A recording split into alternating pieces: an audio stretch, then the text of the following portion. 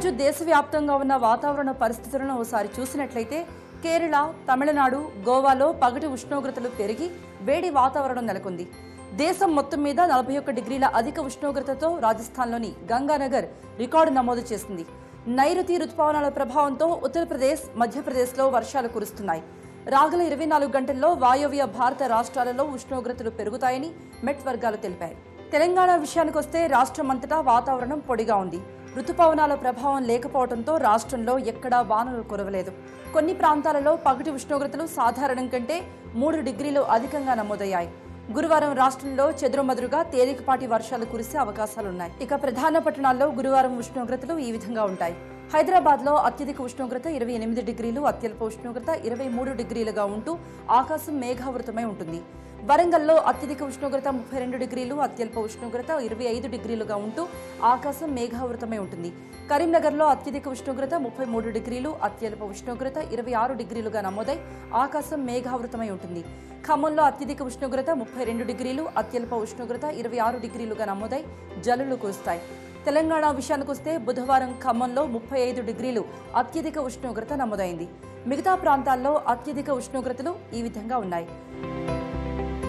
మహబూబ్ నగర్ 35, నిజామాబాద్ 34, ఆదిలాబాద్ 34, రామగుండం 34, భద్రాచలంలో 35 డిగ్రీలుగా నమోదయ్యాయి.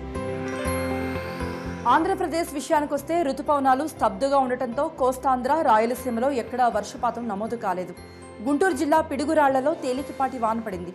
నెల్లూరు, కడపలో వేడి వాతావరణం నెలకొంది. ఈ ప్రాంతాలలో పగటి ఉష్ణోగ్రతలు 40 డిగ్రీలకు అటు ఇటుగా నమోదవుతున్నాయి. గురువారం రాష్ట్రంలో కొన్ని చోట్ల వర్షాలు కురుస్తాయని వాతావరణ శాఖ తెలిపింది. ఇక ప్రధాన పట్టణాల్లో గురువారం ఉష్ణోగ్రతలు ఈ విధంగా ఉండొచ్చు. విశాఖపట్నంలో అత్యధిక ఉష్ణోగ్రత 33 డిగ్రీలు, అత్యల్ప ఉష్ణోగ్రత 27 డిగ్రీలుగా నమోదై ఆకాశం మేఘావృతమై ఉంటుంది.